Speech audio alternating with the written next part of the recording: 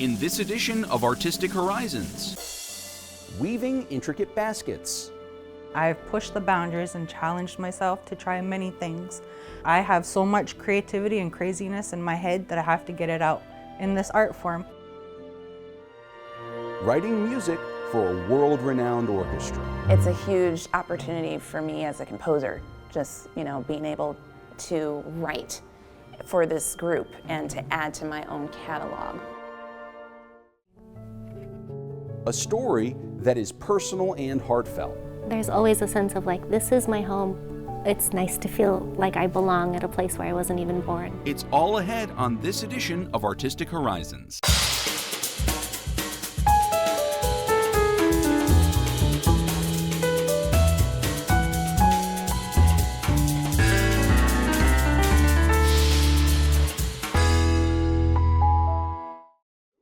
Hello, I'm Mark Cernero, and this is Artistic Horizons. Carrie Hill is a basket maker from the Akwesasne Mohawk Territory here in New York.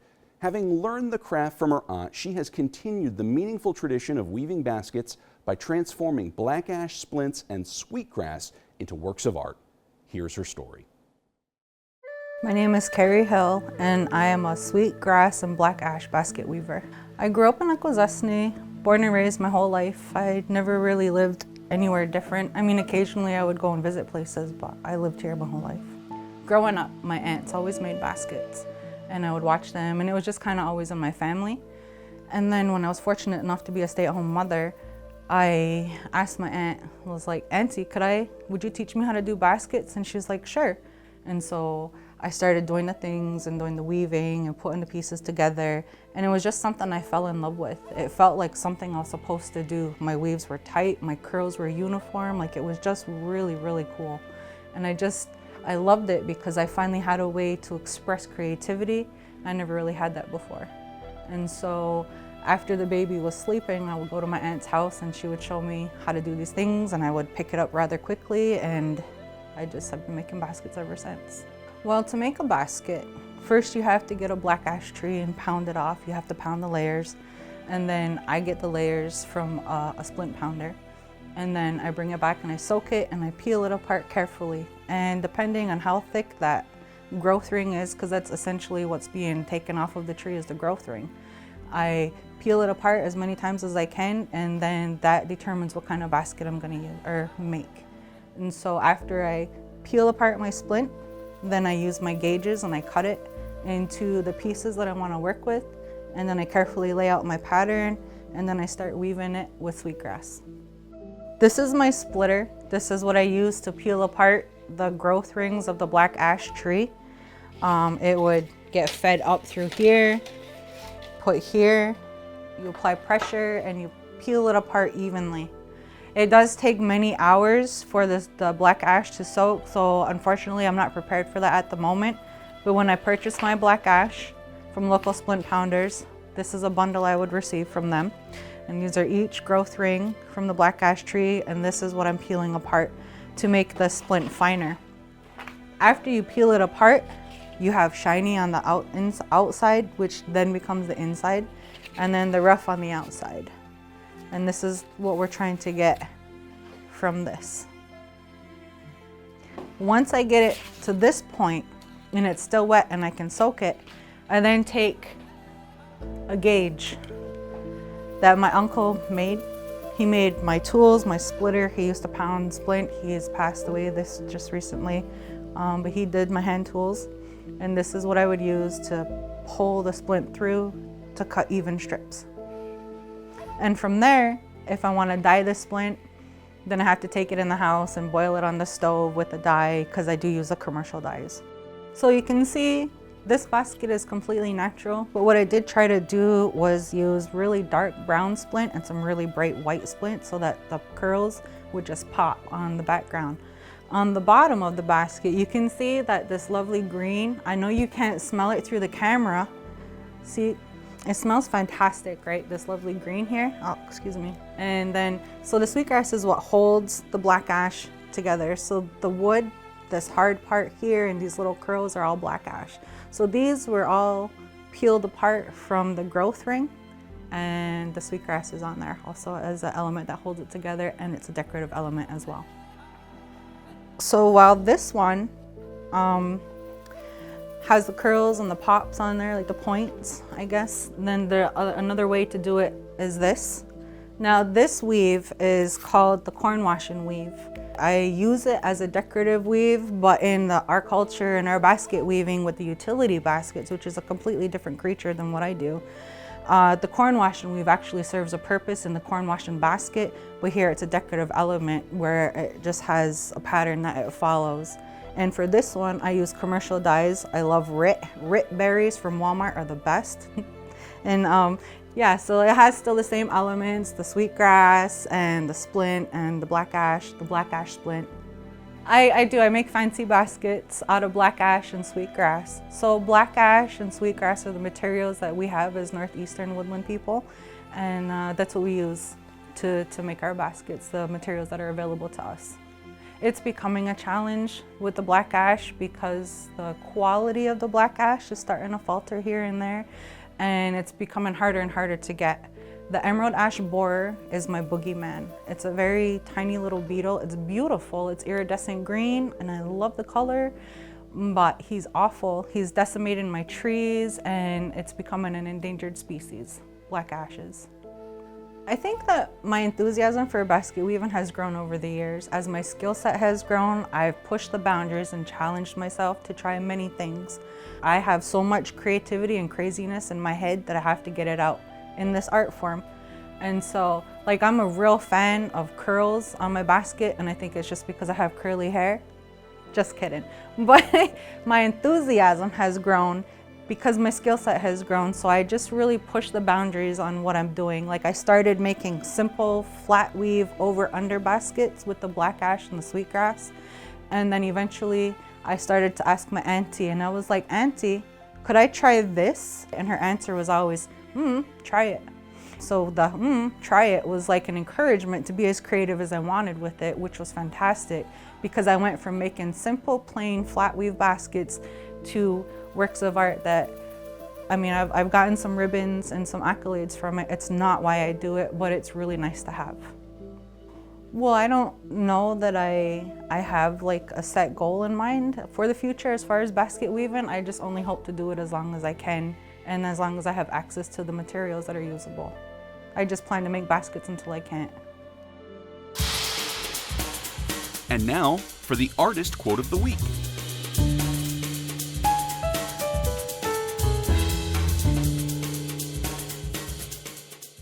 Chicago-born composer and flutist Allison Loggins Hull was thrilled to be tasked with writing new music for the Cleveland Orchestra. In this segment, we find out more about her time in Ohio and ways she's made an impact in the community. The Cleveland Orchestra reached out to my team and initially asked for some scores. So I thought, oh, maybe their artistic team is considering like programming something of mine in some concert. And then several weeks later, the invitation to the fellowship came, and I was just like, is this really happening? It's a huge opportunity for me as a composer, just, you know, being able to write for this group and to add to my own catalog. I am artistically very much a departure from other composers who have held this position. Truth be told, there hasn't been that many Americans. There hasn't been that many women and people from my perspective and life experience. So the original Can You See was a nonet that was commissioned by the New Jersey Symphony. And I was asked if I could write a piece that was in response to the Star-Spangled Banner. This was during COVID, this was during George Floyd. So I decided to do like a very long, stretched out quotation of thematic material from the Star-Spangled Banner. And I tried to do a play on the lyrics, Can You See? Because in thinking about the prompt for the piece, you know, and the lyrics of the Star-Spangled Banner, like, can you see in the home of the brave and the land of the free? And thinking about, you know, the validity of that, or if we're really living up to these words. Franz asked me to do an arrangement of that for the orchestra, larger, fuller version. So the piece was shifting into a more optimistic tone, and I decided to add some more material, a new section, and it's very flute-centric, very flute-heavy, which truthfully is a little bit of nepotism. I'm a flutist, and I love the flute section here, so that was my way of just being like, here you go, guys. And then I ended it on this really nice, happy chord. It just kind of landed there, and I love how it ends. It ended up taking a very different turn from the original, which I thought was kind of cool.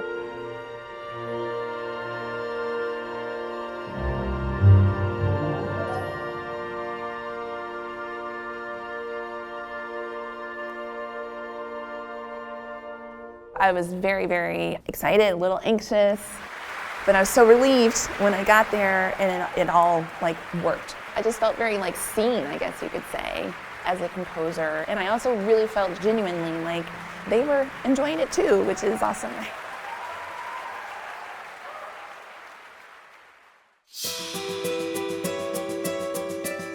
I didn't know much about Cleveland itself, but I did know it was home to this enormous, fantastic orchestra. I was really curious to learn about this place. You know, after a lot of discussion about how this fellowship could look, I had proposed really centering it in working with the community here and the people here and learning about the history of Cleveland. I will say that over time, I've really, really learned and come to value the importance of that willingness to be so open and so able to listen and to hear people's stories and to go where they are, like going into their communities. Last season, I went to the Cleveland School of the Arts. I worked with a number of high school students, instrumentalists and singers, and we divvied up into several different smaller groups, and I worked with each group on creating their own compositions. So I gave them the prompt to work together and think of either a story or a theme or something that was significant to them as it relates to Cleveland, as it relates to this place. And I think we had maybe 4 or 5 different groups, and each one did something very, very different, but all inspired by something that had to do with Cleveland. And they all gave me permission to use this music to reference in the larger work that I'm creating for the orchestra, which will premiere next May. That's how I'm compositionally integrating their voices into this larger piece.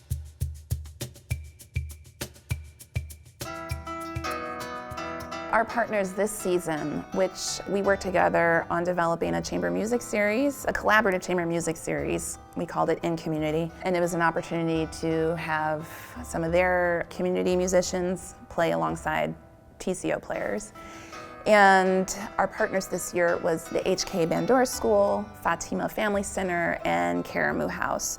All very different organizations, very different histories, very different places in Cleveland. With the Bandura School, that was the first time I had ever heard the bandura, which is a Ukrainian folk instrument, string instrument.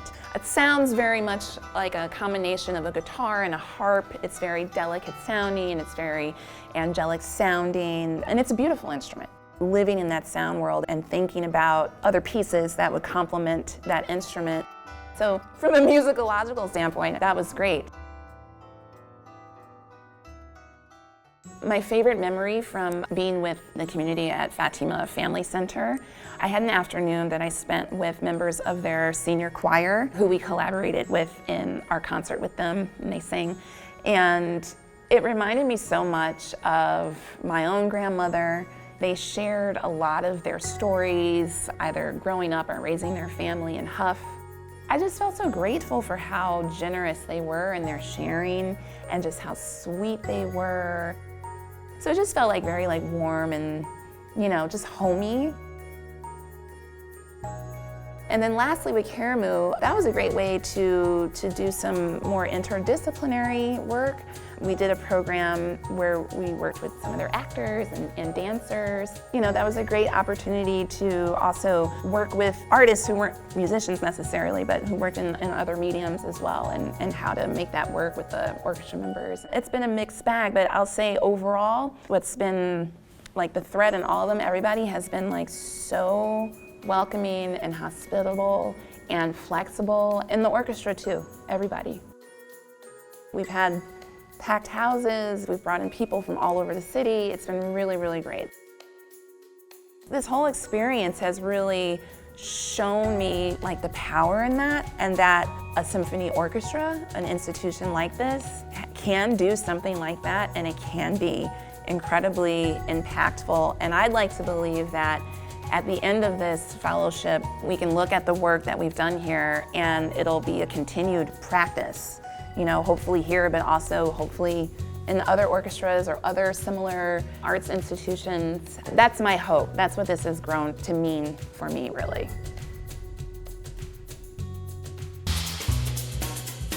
Now here's a look at this month's fun fact.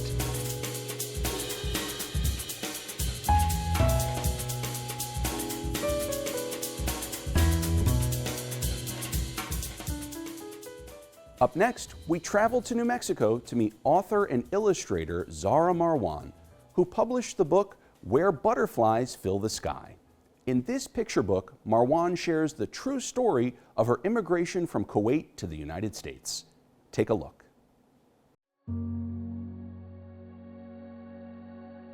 What inspired you to write Where Butterflies Fill the Sky? When we left Kuwait when I was a child, I wasn't really sure what we were doing or where we were going or what was happening. When we came to New Mexico, I didn't really understand why no one spoke Arabic anymore or why we weren't going to my grandpa's house in a few days. So I was trying to create that feeling of what it felt like as a child.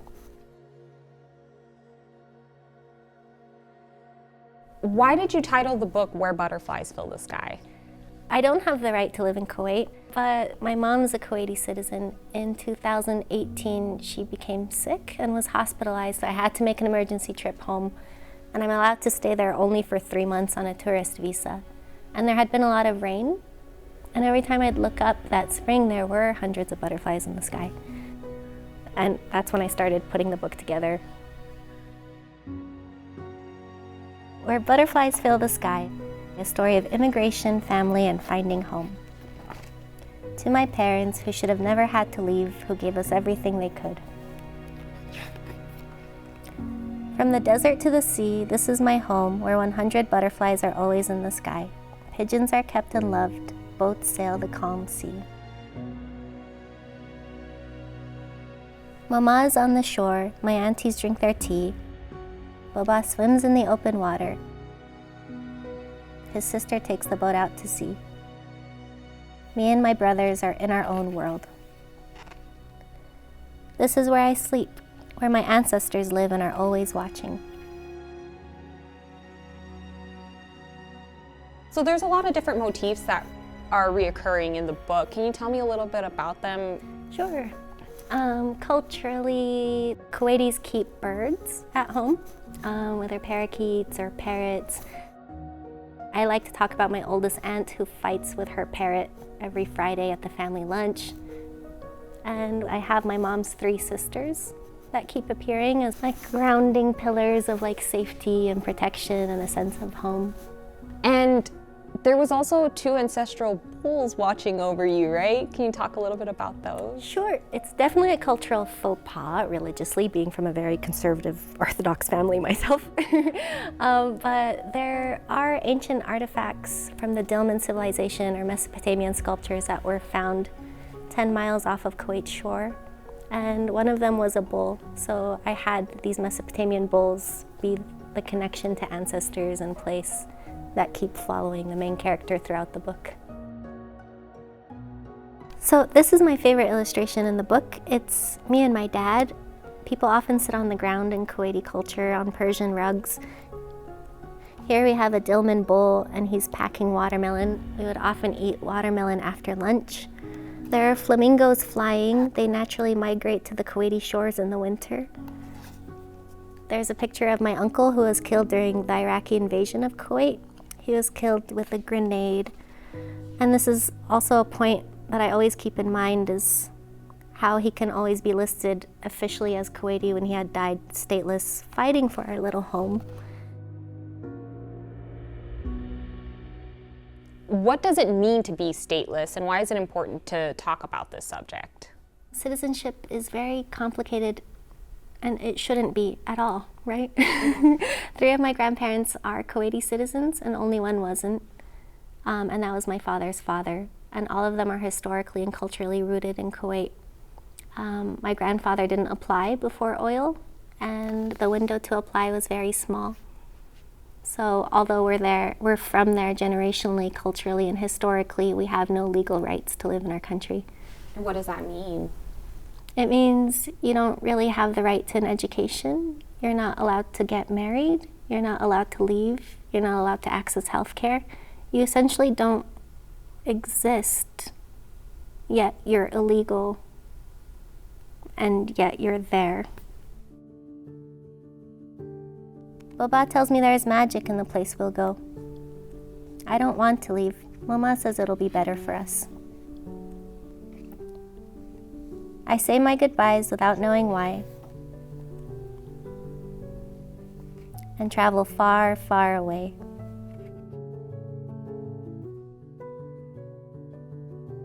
To a new place where each day feels like a year, where no one speaks like me. Are my ancestors still watching? What is it like to leave your home behind in Kuwait and come to New Mexico? The last time I was in Kuwait was this January, and when the plane lands, it makes me cry. And when the plane leaves, it makes me cry. And I've become almost totally foreign there other than family. And every trip back, I would notice I was becoming further and further removed from my home, whether linguistically or culturally. I think nobody really wants to leave their home, yeah. How did it feel adapting to New Mexico? I think it's a forever ongoing process of how, this is the only place where I feel like I belong, that I can live legally. And at the same time, I realize I'm not totally from here historically. But there's always a sense of this is my home. It's nice to feel like I belong at a place where I wasn't even born. I mean, I still remember my friend Adam Romero playing tag with me in the 3rd grade or the 2nd grade when I couldn't speak. So it's nice to know that there are people like that. I'm so different from everyone here, but these new people show me I belong.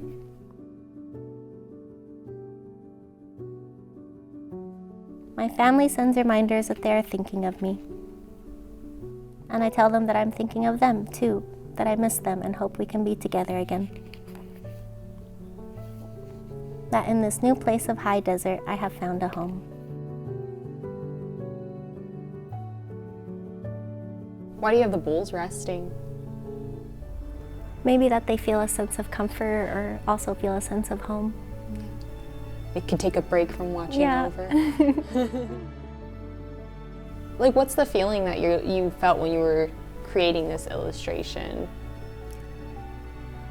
I don't know, maybe this one, that I really do feel comfortable here, that there are things I understand, and feel really lucky that I'm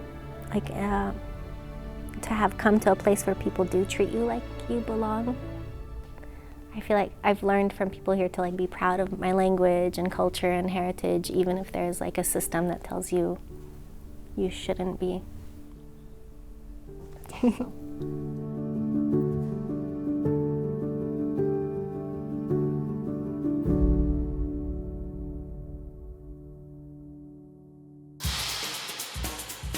And now, here's a look at a few notable dates in art history.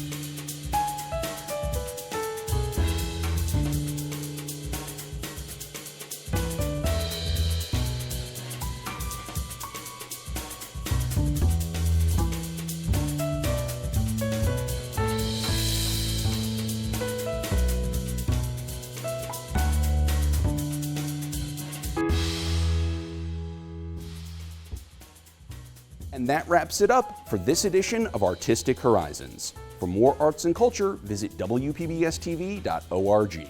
Until next time, I'm Mark Cernero. Thanks for watching.